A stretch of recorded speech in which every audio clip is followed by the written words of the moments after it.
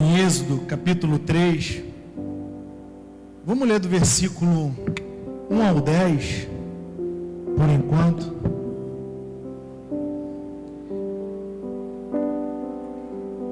E você achar, dá um glória. Se não achou, está no telão. Vamos lá. Moisés apacentava o rebanho de Jetro, seu sogro, sacerdote de Midian. E levando o rebanho para o lado oeste do deserto, chegou a Horebe, o monte de Deus. Ali o anjo do Senhor lhe apareceu numa chama de fogo, no meio de uma sarça. Moisés olhou, e eis que a sarça estava em chamas, mas não se consumia. Então disse consigo mesmo: vou até lá para ver essa grande maravilha, porque a sarça não se queima. Quando o Senhor viu que ele se aproximava para ver, Deus, no meio da sarça, o chamou e disse: Moisés, Moisés. Ele respondeu: eis-me aqui. Deus continuou: não se aproxime, tire as sandálias dos pés, porque o lugar em que você está é terra santa. Disse mais: eu sou o Deus de seu pai, o Deus de Abraão, o Deus de Isaque, o Deus de Jacó. Moisés escondeu o rosto porque teve medo de olhar para Deus. Então o Senhor continuou: certamente vi a aflição do meu povo que está no Egito, e ouvi o seu clamor por causa dos seus feitores. Conheço o sofrimento do meu povo. Por isso desci a fim de livrá-lo das mãos dos egípcios e para fazê-lo sair daquela terra e levá-lo para uma terra boa e ampla, terra que mana leite e mel, o lugar do cananeu, do eteu, do amorreu, do ferezeu, do eveu e do jebuseu. Pois o clamor dos filhos de Israel chegou até mim, e também vejo a opressão com que os egípcios os estão oprimindo. Agora venha, e eu o enviarei a Faraó, para que você tire do Egito o meu povo, os filhos de Israel. Aleluia. Baixe suas cabeças, feche seus olhos por um segundo. Espírito de revelação e graça venha sobre esse lugar. Que possamos, Pai, ser ministrados por Ti, possamos ser tocados pela Tua doce e santa presença. Então cumpra a Tua obra que nenhum homem pode fazer. E clamamos: Jesus, faz aquilo que ninguém pode fazer e realizar. Tu és o cabeça de nossas vidas, Tu és o cabeça dessa igreja. Toma Teu lugar de honra e que mais uma vez o Teu nome seja exaltado. Usa a minha vida como um canal da Tua palavra, e que céus e terras sejam um a partir de agora, e que Teu nome seja louvado, exaltado, e toda a honra, glória e louvor seja dada ao Rei dos Reis, Senhor dos Senhores. Se você crê nisso, faz um barulho e aplauda Jesus aí bem forte.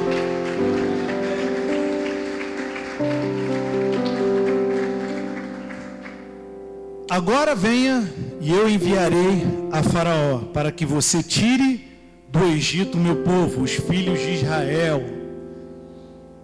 Aqui nós vemos algo profético, um chamado acontecendo, e muitas vezes acontece assim: Deus vai se revelar para você para ativar o teu chamado, ativar o teu propósito de vida, ativar algo que você venha viver e venha realizar naquilo que se chama tua vida pessoal. E sempre vai estar associado o teu propósito com o chamamento de Deus, com algo profético que o Senhor tem para a tua vida.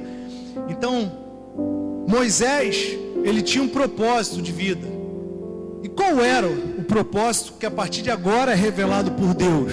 Porque até antes de ele ser revelado, ele ficou durante 40 anos perambulando ali, vivendo, tanto com os hebreus ali no início, depois foi para a casa de Faraó do Egito, viveu como um príncipe no Egito, e depois ele se depara ali com o chamamento dele, acaba que ele defende um hebreu do povo dele, e ele mata um egípcio, e depois tem que fugir e tudo mais, você já sabe da história, mas até então ele fica meio perdido. Ele vai para um deserto, ele começa a viver no deserto, onde ele encontra a esposa dele, ele vive lá junto com o sogro dele, onde nós vemos isso, e nós vemos que ali na base do monte Sinai, ele tem uma revelação de Deus do chamado dele.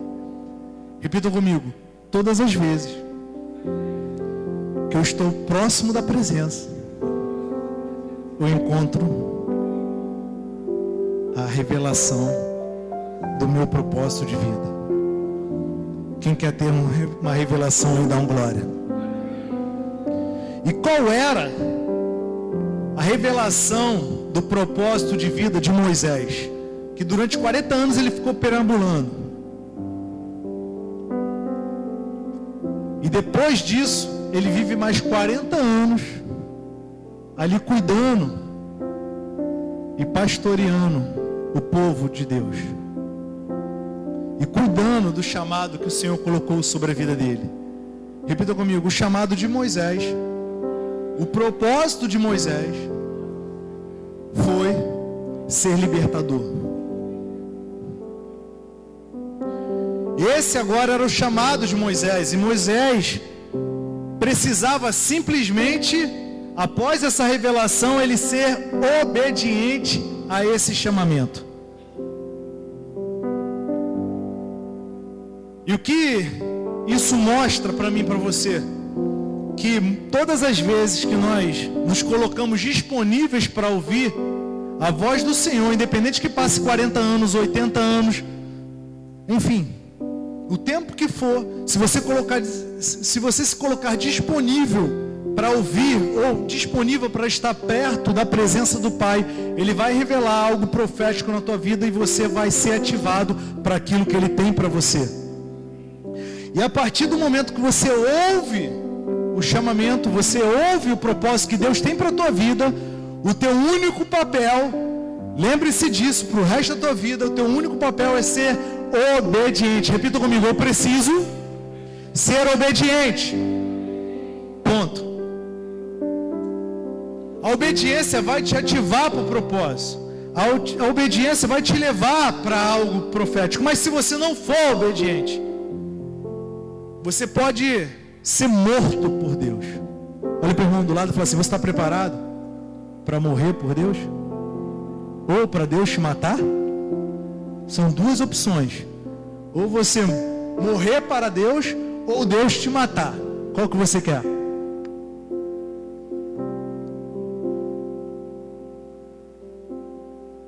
Eu prefiro morrer para Deus, porque para mim o viver é lucro. O morrer é Cristo e o viver é... Então como é que é?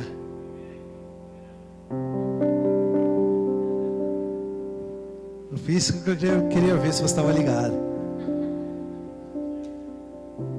Quem quer viver para Deus aqui? Quem quer morrer para o seu eu? E Moisés, ele precisava entender isso, porque muitas vezes, quando nós somos chamados por Deus, nós entramos numa briga pessoal da nossa carne, nosso eu, das nossas vontades, para viver a obediência com o Senhor.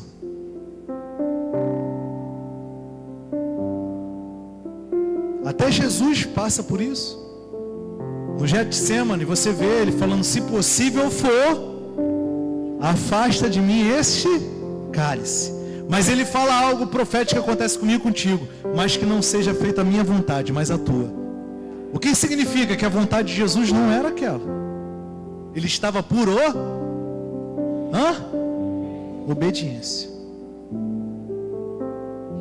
Ah, pastor, foi nada, Jesus fez amarradão. Não, querido.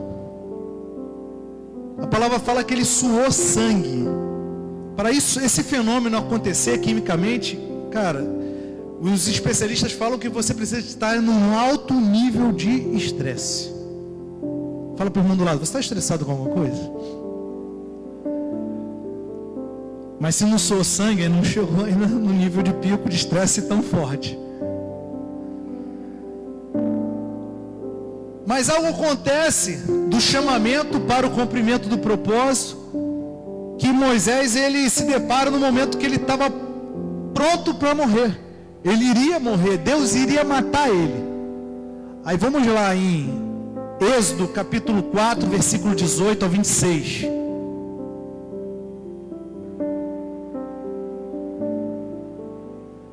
Êxodo capítulo 4, versículo 18 ao 26. Moisés Moisés voltou para Jetro, seu sogro, e lhe disse: deixe-me voltar aos meus irmãos que estão no Egito, para ver se ainda vivem. Jetro respondeu: vá em paz. O Senhor disse a Moisés em Midian: volte para o Egito, porque já morreram todos os que queriam matar você. Então Moisés tomou a mulher e os filhos, fez com que montassem no jumento e voltou para a terra do Egito. Moisés levava na mão o bordão de Deus. O Senhor disse a Moisés: quando você voltar ao Egito, trate de fazer diante de Faraó todos os milagres que pus em sua mão, mas eu vou endurecer o coração de Faraó, para que não deixe o povo ir. Diga a Faraó: assim diz o Senhor, Israel é meu filho, meu primogênito, e eu digo a você: deixe o meu filho ir, para que me adore. Mas se você não quiser deixá-lo ir, eis que eu matarei seu filho, seu primogênito. Estando Moisés no caminho, numa estalagem, o Senhor o encontrou e quis matá-lo. Então Zípora pegou uma pedra afiada, cortou o prepúcio de seu filho e com ele tocou os pés de Moisés. E lhe disse: sem dúvida você é para mim um marido de sangue. Assim o Senhor o deixou. Ela disse: marido de sangue, por causa da circuncisão. Aleluia. Nós vemos aqui que Deus chamou Moisés. Nós acabamos de ler em Êxodo 3 que Deus se revela para Moisés e mostra para ele qual era o propósito de vida para com ele. Então repita comigo: Deus chamou Moisés. Mas agora no versículo 24, abra aí para você ver comigo. Estando Moisés no caminho, numa estalagem, o Senhor encontrou e quis matá-lo. Olha para o irmão do lado e fala assim: será que Deus é bipolar?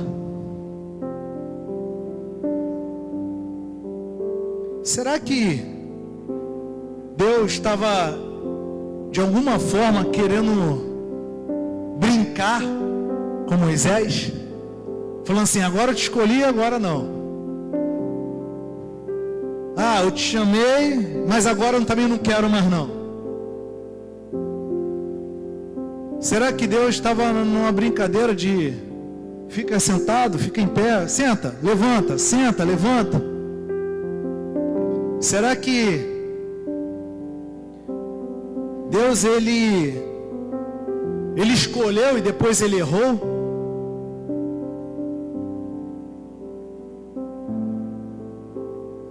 Eu tenho certeza que não. Quem tem essa certeza comigo? Fala para o irmão do lado: Deus te escolheu.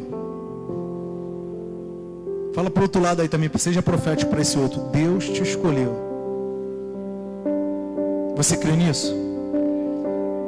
O diabo é especialista para jogar sentença dizendo que Deus errou. Mas Deus não errou. Deus não errou de permitir você estar vivo hoje. Deus não errou de você ter nascido. Quem pode dar uma glória? Deus não errou diante de milhões e milhões de espermatozoides você ser o escolhido e nascer no ventre da tua mãe. Quem pode dar um aleluia? Deus não errou. Mas por que Deus quis matá-lo?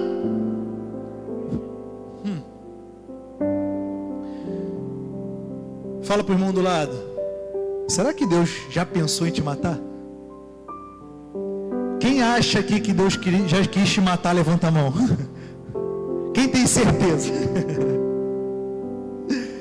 Deus olha e fala assim: meu, vou matar logo essa benção, para acabar logo com isso aqui que está me dando muito trabalho. Olha para o irmão do lado e fala assim: você deu trabalho para Deus? Quem tem certeza que já deu muito trabalho para Deus?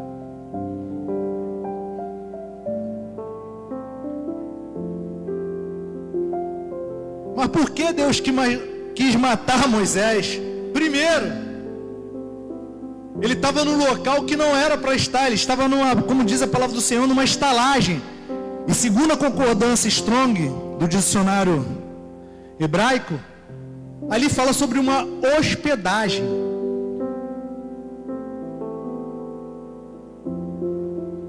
Peraí, Deus estava tirando o povo do Egito, ia conduzir para uma terra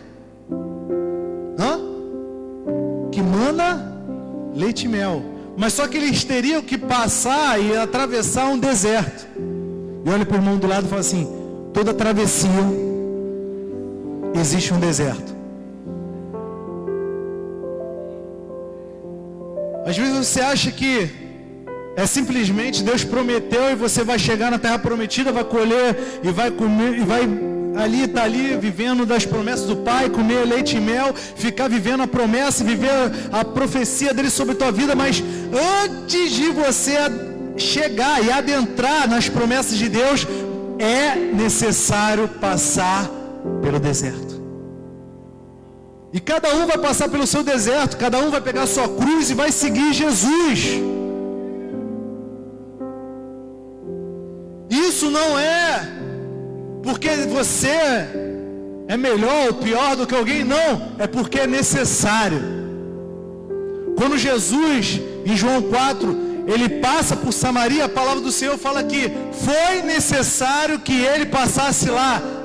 Mas só que ali não era lugar para judeu passar, porque Samaria e os judeus eram povos inimigos, e ele não poderia, segundo a cultura, ele passar lá dentro. Mas ele passou lá para restaurar uma mulher, e a consequência disso, aquela mulher entende esse propósito, ela passa por esse momento dela, e ela vive o chamado ao ponto de ganhar toda aquela Samaria para Jesus. Quem pode dar uma glória? Jesus está passando no meio do teu deserto. Jesus está passando no meio da tua Samaria. Mas repitam comigo. A estalagem aonde Moisés parou era confortável. Por isso que fala, a tradução poderia ser uma hospedagem. E aqui eu traduzindo para, vamos dizer, para o teu estilo VIP de ser, talvez seja um resort. Fala para o mundo do lado: você está precisando de um resort, hein? Quem recebe dá um glória aí.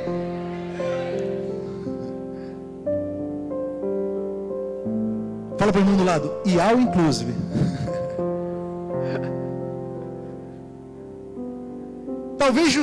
Talvez Moisés estava ali, cara, numa hospedaria dessa, e estava muito confortável.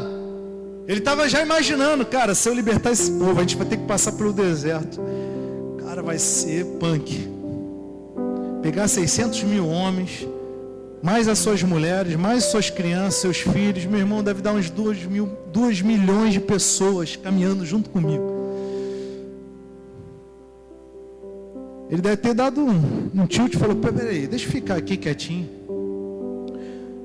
Uma outra tradução, ela poderia ser alojamento. Ele ficou ali alojado. Ele ficou ali recolhido. Ele ficou ali num local que poderia ser chamado de zona de conforto dele. Ele não quis adentrar na promessa. Ele não quis viver o propósito. Ele recebeu a palavra. Deus escolheu ele. Mas ele prefere não viver aquilo. E aí Deus quer matar ele.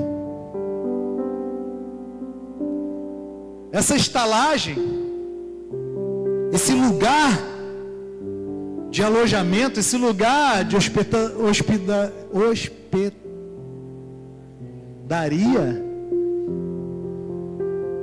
era um lugar muito bom. Mas só que, preste atenção em algo profético. Nem todo lugar que é muito bom aos seus olhos é o lugar que Deus tem prometido para você.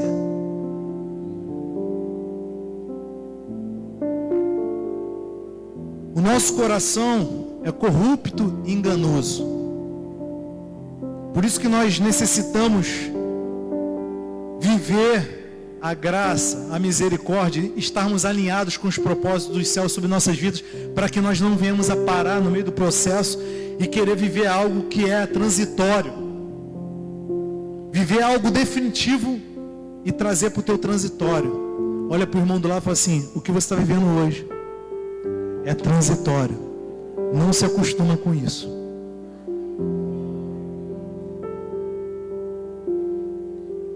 Mas muitos de nós somos movidos a nos adaptar e viver o provisório como definitivo. Era um bom momento para você dar o uau. Sou cirurgião dentista e muitas vezes, quando a gente está fazendo uma reabilitação oral, nós temos que colocar dentes provisórios. E esses dentes muitas vezes são de boa qualidade, são bem trabalhados, são bonitos. E tem muitos que ficam. O negócio que era para ficar, talvez, 1 semana, 2 semanas, 1 mês, dependendo da cirurgia, 3 meses, 6 meses. Mas as pessoas pegam aquilo e vivem tá tão bom, já está tão confortável, que vivem 2, 3, 5 anos. Teve um paciente que voltou depois de 4 anos. Eu perguntei para ele: vem cá, é tipo Copa do Mundo, de 4 anos que tu vem aqui? E ele foi lá com o provisório. O provisório ainda estava ali, dentro da limitação de um provisório, mas estava ali.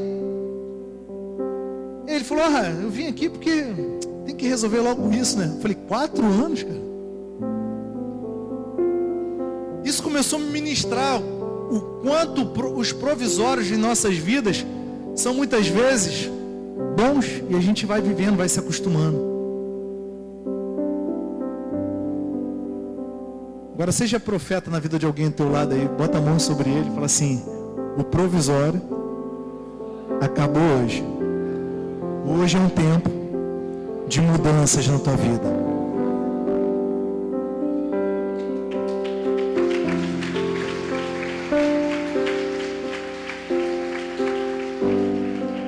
Quando Moisés ele para nesse lugar, repita comigo: Moisés parou. Não foi Deus que mandou ele parar. Por isso que Deus quis matá-lo. Que tipo assim, se você não for viver aquilo que eu tenho para você, eu prefiro te matar. Por isso que muitos de nós ainda não estamos mortos pela misericórdia, mas o desejo dele com certeza era te matar ou me matar. Então por isso que nós temos que pedir, além da misericórdia, que o Senhor abra nossos olhos para que nós possamos voltar a caminhar no propósito que Ele tem para nós, para que nós não venhamos a parar em nenhum lugar que aos nossos olhos é confortável, que nada que é temporário ou passageiro em nossas vidas vai nos acomodar para sempre, porque o que Deus tem para nós é infinitamente maior e melhor. Então fala para o irmão do lado: se está bom agora, vai ficar melhor. E outra coisa que pode ter feito com que Deus quisesse matar Moisés, eram as desculpas que Moisés dava para Deus. Moisés se tornou um especialista em desculpas para Deus. E a primeira das 400 desculpas que eu vou falar essa noite, em Êxodo 3, versículo 11, diz assim a palavra do Senhor. Do versículo 11 ao versículo 12. Então Moisés perguntou a Deus: quem sou eu para ir a Faraó e tirar do Egito os filhos de Israel? Deus respondeu: eu estarei com você, e este será o sinal de que eu enviei. Depois que você tiver tirado o povo do Egito, vocês adorarão a Deus neste monte. Que pode dar um aleluia. Moisés faz uma pergunta para Deus: quem sou eu? E essa pergunta, ela está 100% ligado à identidade. A identidade, querido, ela vai ser ou a tua amiga ou a tua inimiga. Quer ver? Quem quer ver isso? Mostra tua identidade para o teu irmão do lado aí.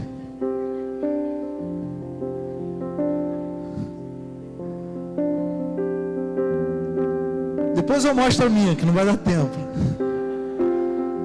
Ela pode ser tua amiga ou tua inimiga. Quem aqui que não gosta da tua identidade, levanta a mão. Tem alguns que nem tem mais ela, já arquivou.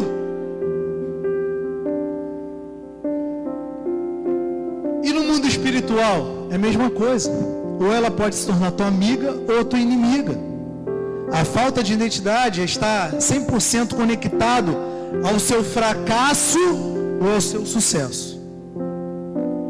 Muitos estão dando voltas e voltas no deserto, ou não estão vivendo o seu chamado, ou a plenitude daquilo que Deus tem para a tua vida, ou a plenitude das coisas que o Senhor tem para fazer e realizar na tua vida, simplesmente porque você não está 100% conectado à tua identidade. Crise de identidade. Quem eu sou? Se você tiver uma identidade, se você não tiver uma identidade, você vai continuar dando desculpas para Deus. E Moisés estava nessa. Imagina. Moisés viveu. Primeiro que ele estava ali, nasceu. E naquele momento ele precisou ser colocado no rio, porque ele iria morrer. Foi dada uma ordem em todo o Egito que as crianças tinham que morrer. E ele é jogado no rio. Depois ele é achado por uma egípcia. E claro, depois a mãe dele cuida disso. Mas ele vai para o palácio, vira príncipe. Já não tem mais a identidade dele. Ele começa a viver uma identidade que não era dele, que ele era hebreu. Ele vive como um egípcio. Ele pega os costumes dos egípcios. Então já dá uma primeira crise de identidade. E ele começa a viver ali um momento e começa a bater a crise. Ele vê um hebreu ali sendo maltratado, ele mata aquele egípcio, ou seja, ele mata um conterrâneo dele, e ele tem que fugir, mais uma crise. E naquele momento ele começa a pastorear lá, no meio do deserto, as ovelhas do seu sogro, que se torna o seu sogro. E você vai vendo que até então ele está ali vivendo, e depois Deus chama ele para ele viver e cumprir o propósito. Ele dá um tilt, ele fala: peraí, eu estou vivendo aqui, cara, não estou entendendo mais nada que o Senhor quer para mim. E Deus olha para ele e fala assim: ei, eu tenho um propósito para você. Essa não é a tua vida que eu tenho. Pode ser temporário, você pode ter aprendido, foi necessário você passar por esses lugares, foi necessário você estar temporariamente nessas funções, mas eu tenho algo infinitamente maior para você, Moisés. E ele chega ao ponto de falar para Deus quem eu sou. E essa é a pergunta que você precisa fazer para você mesmo, não para Deus, mas para você mesmo. Quem eu sou? Você pode repetir isso comigo? Quem eu sou? Agora olha para o céu, levante sua mão bem alto e repita assim bem forte comigo: eu sou um filho de Deus. Bem forte: eu sou um filho de Deus. Mais forte: eu sou um filho de Deus.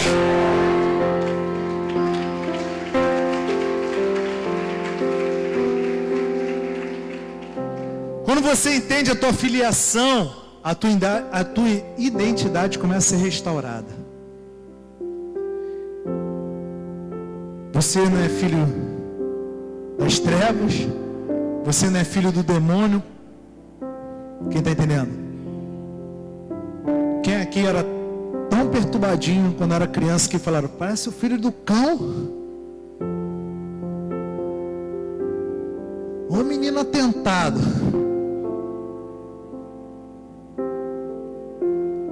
Você não é filho de nada, você é filho de Deus. E quando você restaura a tua identidade, você começa a olhar de um outro prisma. E você começa a tomar posse de tudo aquilo que o teu pai tem para você. Porque quando você olha para o alto, você vê as promessas de Deus sobre a tua vida. E você entende que aquele que é dono do ouro e da prata é o teu pai. Você olha no espelho e você reflete a glória do Senhor ao ponto de você falar, olhando no espelho, que você é a imagem e semelhança do Senhor. Quem está entendendo a sua identidade? A sua identidade está totalmente ligada e firmada no Senhor. E a ideia de Satanás e seus demônios é deturpar a tua identidade, porque ele veio Como diz em João 10:10, ele veio para roubar, matar e destruir. Matar a tua identidade, roubar a tua identidade, destruir a tua identidade. Mas Jesus veio para dizer para você que você vai ter vida e vida em abundância, porque a tua identidade está firmada nele. Você é filho ou filha de Jesus. Você é filha ou filho de Deus. Quem pode dar uma glória? E por nós sermos filhos de Deus,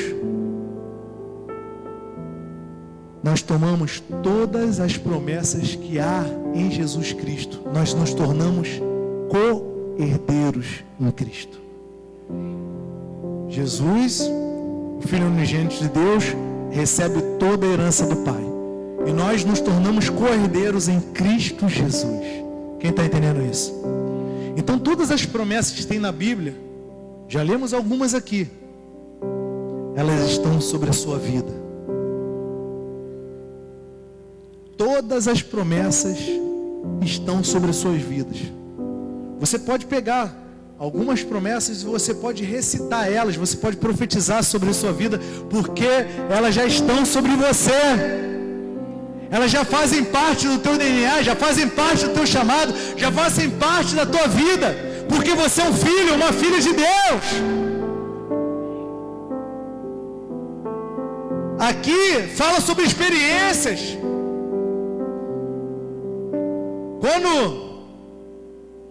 Moisés, ele dá uma desculpa, uma outra desculpa para Deus, além da identidade, ele dá uma outra desculpa para Deus. Ele está falando sobre uma desculpa de ele não ter tido experiências com Deus. E abra comigo em Êxodo 3, versículo 13. Vou ler do 13 ao 15. Você vai entender sobre como as experiências elas vão ativar a tua identidade, como elas vão ativar o teu chamado, como elas vão ativar a tua experiência com o Senhor, ao ponto de você viver coisas extraordinárias com Ele. Moisés disse para Deus: eis que quando eu for falar com os filhos de Israel e lhes disser, o Deus dos seus pais me enviou a vocês, eles vão perguntar, qual é o nome dele? E então o que lhes direi? Deus disse a Moisés, eu sou o que sou. Disse mais, assim você dirá aos filhos de Israel, eu sou, me enviou a vocês. Deus disse ainda mais a Moisés, assim você dirá aos filhos de Israel, o Senhor, o Deus dos seus pais, o Deus de Abraão, o Deus de Isaque, o Deus de Jacó, me enviou a vocês. Este é o meu nome eternamente, e assim serei lembrado de geração em geração. Aleluia. Ele fala aqui de experiências, gerações e gerações, o Deus dos teus pais, o Deus de Abraão, de Isaque, de Jacó. Ele está falando sobre experiências.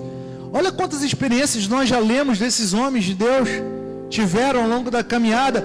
E o que Deus replica são as experiências. E através dessas experiências você vai tendo um testemunho. E se você não tiver a sua experiência, será impossível você se visualizar como um filho de Deus. Você muitas vezes vai olhar para o lado e falar, cara, o testemunho dessa pessoa é maravilhosa, daquela tremendo, tal, puxa, beleza, eles são merecedores. Eu não. Puxa, ele tem uma intimidade diferente, ela, puxa, foi separada por Deus, eu não. E começa a comparação. E na verdade no reino não tem que ter comparação. Deus não faz acepção de pessoas. Quem pode dar aleluia? Deus não faz acepção de pessoas. Ele olha para mim e para você com o único propósito, dizer assim, ei filho, eu acredito que você vai viver o meu chamado em você. Eu acredito que você vai viver todas as promessas que eu tenho para você. Agora é contigo acreditar ou não. E a pergunta essa noite é, você acredita? Então repita comigo, eu preciso ter uma experiência nova com o Senhor. Porque a experiência vai te dar autoridade. Se você tem uma experiência, se você orou alguém, essa pessoa foi curada, você pegou autoridade. Você olha para essas coisas, você consegue orar o segundo, orar o terceiro, orar o quarto. Mas se você não orar o primeiro, você fica travado. Toda vez que você vê alguém espirrando do teu lado, toda vez que você vê alguém reclamando de dor, é a oportunidade que você tem de orar essa pessoa. Olha para o irmão do lado e fala assim: você quer ter uma experiência hoje com Jesus? Coisas que você tem, ou já viveu, ou que você sobreviveu. Essas coisas te deram experiências com poder maravilhoso e sobrenatural de Jesus sobre você, na tua vida. É maravilhoso a gente ouvir testemunhos. É maravilhoso a gente ver a glória do Senhor atuando em nosso meio. Mas mais maravilhoso ainda é quando nós vivemos essas experiências. Alguém aqui tem alguma experiência para contar de Jesus? Levanta a mão.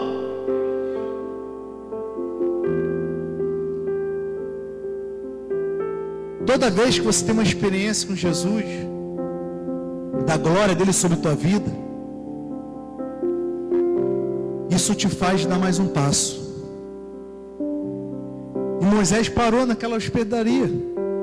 Ele começou a dar desculpa, ele precisava ver mais uma coisa. Ele precisava de sinais, ele precisava ver algo. E assim como em Moisés, na minha vida e na tua, nós precisamos, em alguma hora, romper. Muitas vezes dar passos sem ver os sinais. E o nome disso é passo de fé. Porque muitas vezes nós ficamos clamando sinais, sinais, sinais. Ah, se Deus fizer isso, se Deus fizer aquilo, eu faço isso, eu faço aquilo. E Deus já mandou você fazer, só seja obediente.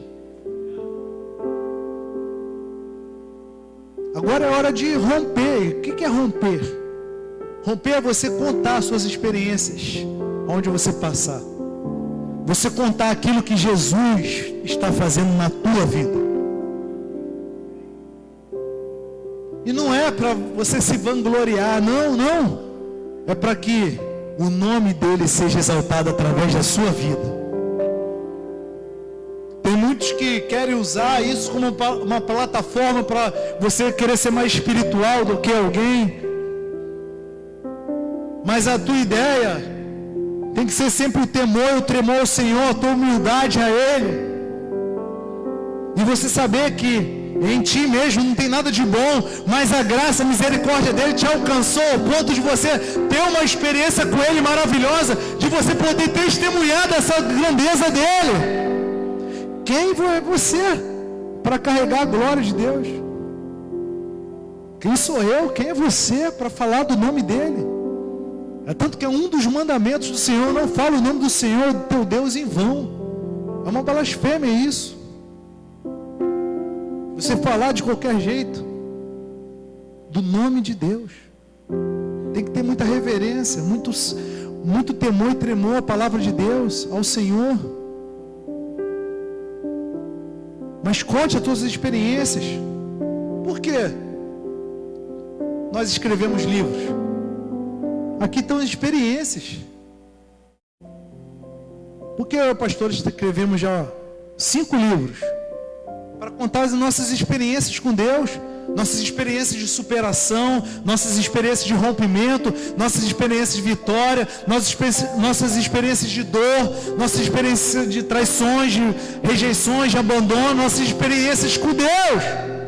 E muitas dessas experiências são mil maravilhas, mas elas nos formaram e nos forjaram para sermos aquilo que Deus nos chamou para ser, ou viver aquilo que Deus nos chamou para viver. E assim será a tua vida. Qual o problema de você dar uma testemunha da tua dor, do teu fracasso, da tua perda, da tua queda?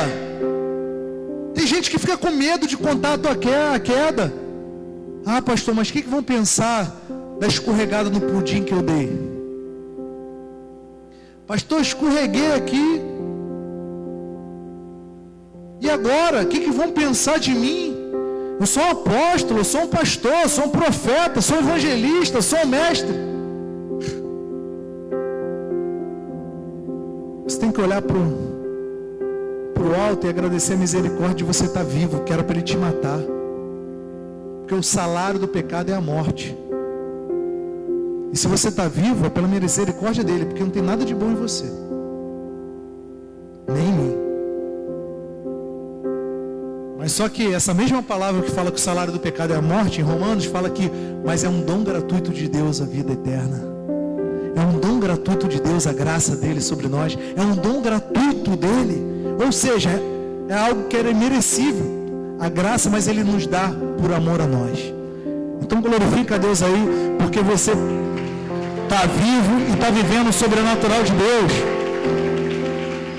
Agora, olha para o irmão do lado aí, fala, profetiza para ele, chegou o tempo de você escrever livros, chegou o tempo de você pregar, chegou o tempo de você escrever canções, chegou o tempo de você postar teu testemunho, chegou o tempo de você falar que você não é forte não, é Ele que é forte sobre tua vida, o poder dele está sobre tua vida. Não tem nada a ver contigo, tem a ver com Ele. Mas Moisés é especialista em desculpas. E ele dá mais uma aqui em Êxodo 4, versículo 1 ao 9. Vamos ler junto. Moisés respondeu: mas eis que eles não vão acreditar em mim, nem ouvirão o que vou dizer, pois dirão: o Senhor não apareceu a você. Então o Senhor perguntou a Moisés: que é isso que você tem na mão? Ele respondeu: um bordão. Então lhe disse: jogue-o no chão. Ele o jogou no chão, e o bordão virou uma serpente, e Moisés fugia dela. Mas o Senhor disse a Moisés: estenda a mão e pegue-a pela cauda. Ele estendeu a mão, pegou-a pela cauda, e ela se transformou em bordão.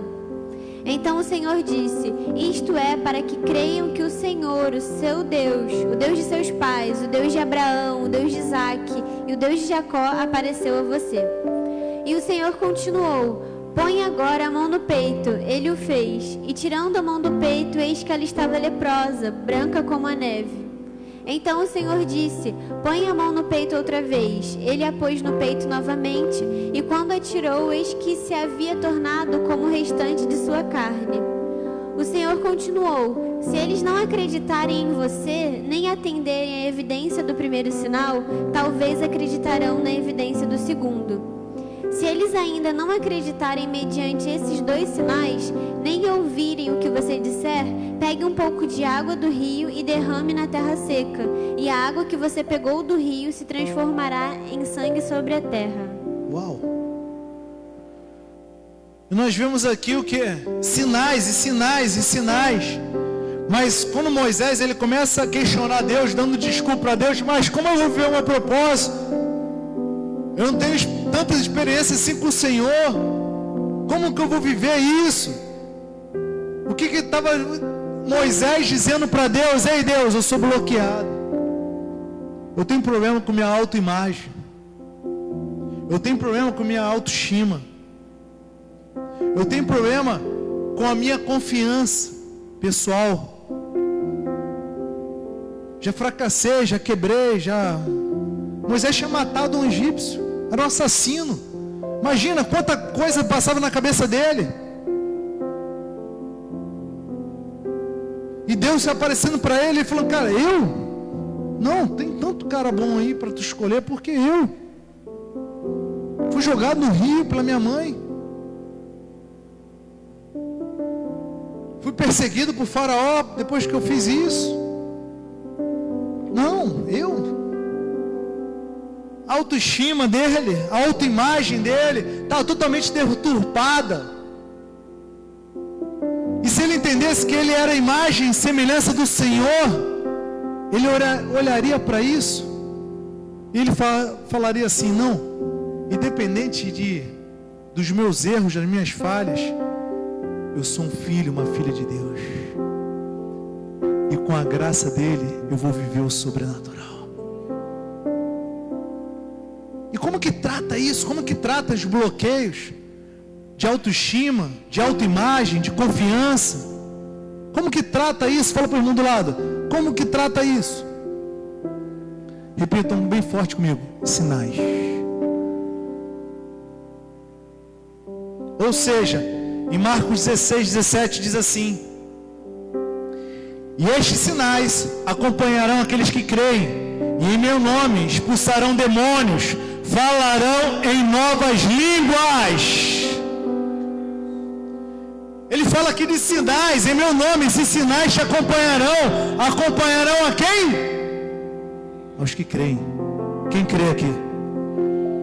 Você chegou o tempo de você viver os sinais. Chegou o tempo de você viver o sobrenatural de Deus. Chegou o tempo de você começar a tomar posse da palavra de Deus e viver ela na tua vida. Ser algo que é notório na tua vida. Ser algo que é rotineiro na tua vida. Não é algo que foi só passageiro. Não. Você viver de sinais. Você viver de milagres. Você viver de coisas sobrenaturais.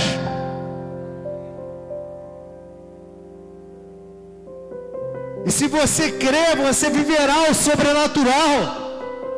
Se você crer, quem quer viver o sobrenatural aí? Em Atos capítulo 5, versículo 12, na parte A diz assim: muitos sinais e prodígios eram feitos entre o povo pelas mãos dos apóstolos. Quem pode dar um uau? E aqui, em Atos dos Apóstolos, fala sobre os atos dos apóstolos de Jesus Cristo na terra, dizendo o seguinte: ei, esses homens fizeram até aqui, e quem vai continuar fazendo?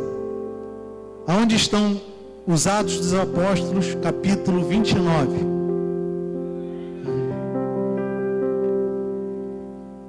Fala para o irmão do lado: você é o capítulo que não está escrito na Bíblia. Atos Apóstolos acaba no capítulo 28, mas você é o 29. Quem pode dar glória? Eu creio nisso. Quem crê que você vai viver o sobrenatural de Deus? Isso já está sobre a tua vida. Olha o que Jesus falou em João 4:48. Então Jesus lhe disse: se vocês não virem sinais e prodígios, de modo nenhum crerão.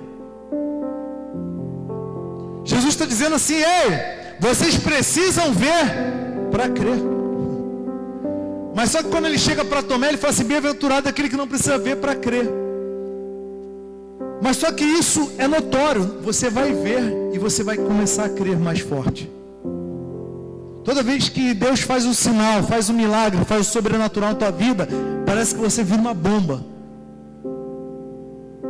Parece que você vira um kamikaze de Jeová. Parece que uma chave vira. Mas só que não tem que virar e ser uma corrida de 100 metros raso. Não. Tem que ser algo profético, apostólico na tua vida. Quem crê?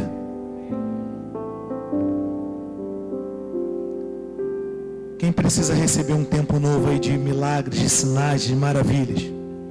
Quem precisa receber um tempo de curas, de prodígios? Dá um glória aí.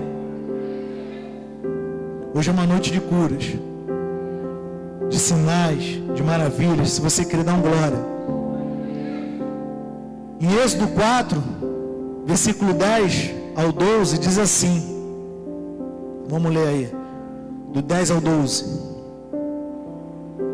Então Moisés disse ao Senhor: ah, Senhor, eu nunca fui eloquente, nem no passado, nem depois que falaste a teu servo, pois sou pesado de boca e pesado de língua. O Senhor respondeu: quem fez a boca do homem? Ou quem faz o mudo ou o surdo? Ou o que vê ou o cego? Não sou eu, o Senhor? Agora vá, e eu serei com a sua boca, e lhe ensinarei o que você deve falar. Depois de tudo isso, Moisés ainda continua dando desculpas e desculpas para Deus. Olha para o irmão do lado e fala assim: até quando você vai ficar dando desculpa para Deus?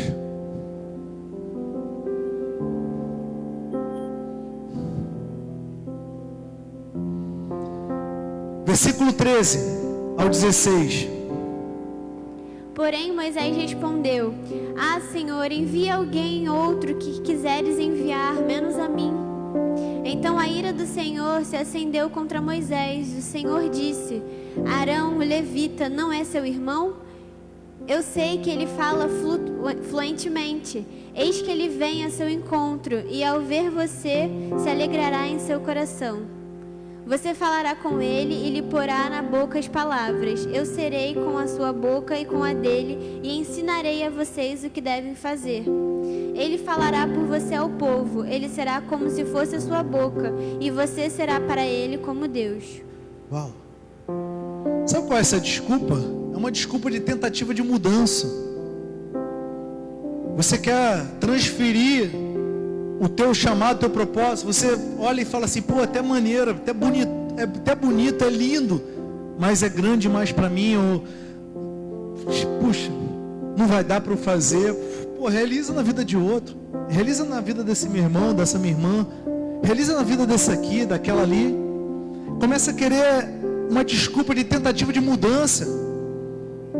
Ah, pai, se possível for. Mas ser obediente é isso, é entender que mesmo algo sendo muito grande aos teus olhos naturais, temos um Deus que é muito maior. Mesmo você olhando para um propósito ou algo, um trabalho, um chamado que é infinitamente maior do que você possa dar conta, creia que se Deus colocou sobre a tua mão, Ele é fiel para cumprir, e esse propósito vai acontecer na tua vida, porque você tem um Deus grande. Quando Deus te chama para algo, querido, quando Deus coloca uma missão na tua mão, Ele tem certeza que você vai realizar, a não ser que você aborte. Quem está entendendo? Então olha para o irmão do lado e fala assim, chegou o ponto de você assumir aquilo que Ele tem para a tua vida.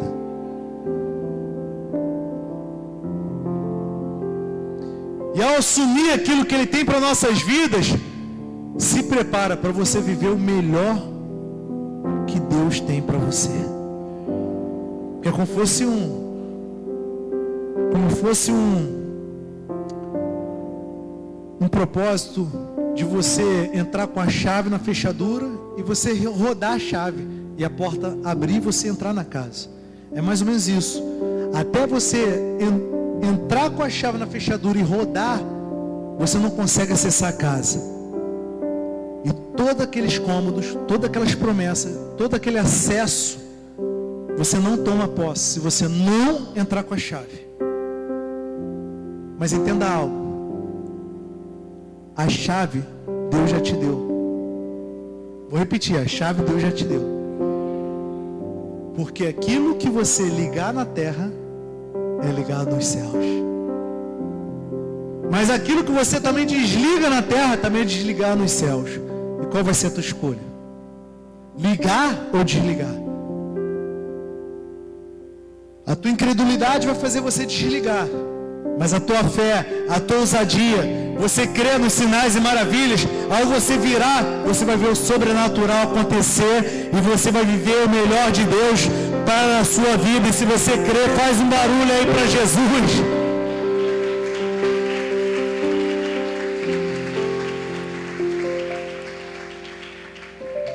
Em Jeremias 29:11, e agora eu começo a pregar. Diz assim: eu é que sei que pensamentos têm a respeito de vocês.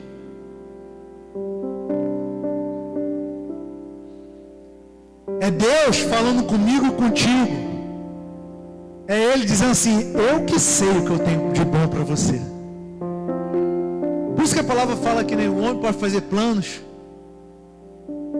Você pode fazer planos, sem problema nenhum, não é pecado. Tem que fazer, beleza, tal. Mas quando nós entregamos nossos caminhos ao Senhor e confiamos nele, o mais Ele fará. Salmo 37:5 revela a chave poderosa. E nós estamos vendo aqui em Jeremias 29:11 que é Ele que sabe que pensamentos tenho a respeito de vocês, diz o Senhor. São pensamentos de paz e não de mal. Toda vez que vier algum pensamento contrário à paz, que excede todo entendimento, é do diabo, é a voz do diabo, não é a voz de Deus. Que o diabo também fica, tá? Você acha que não?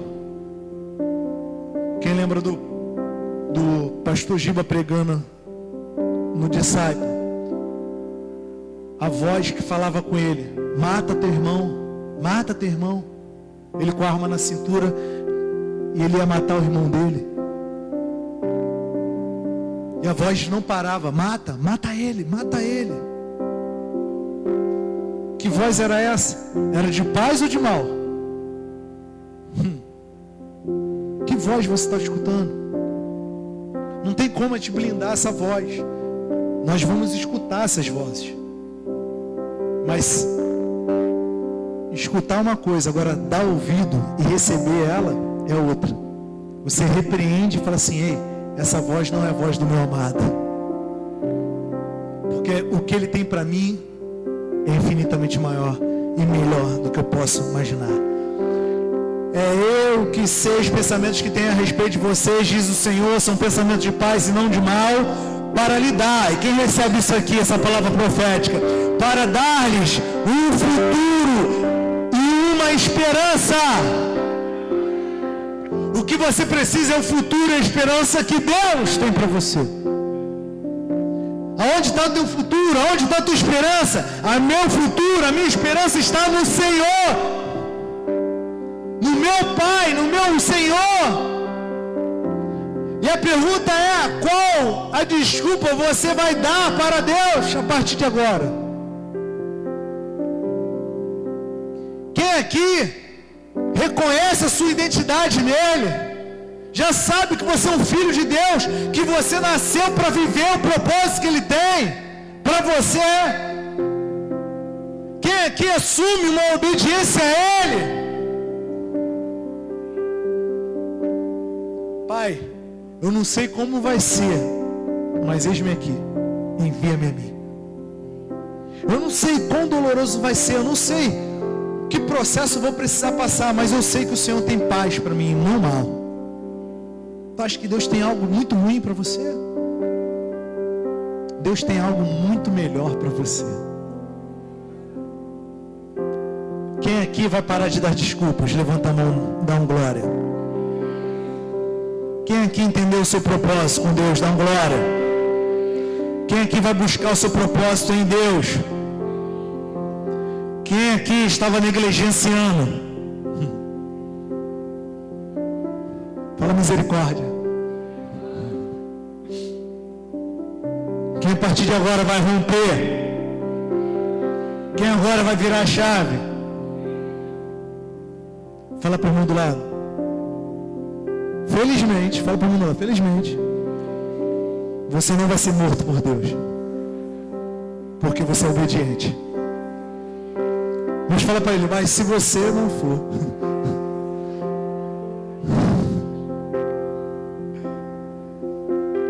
aí fala para ele assim: sentirei saudade.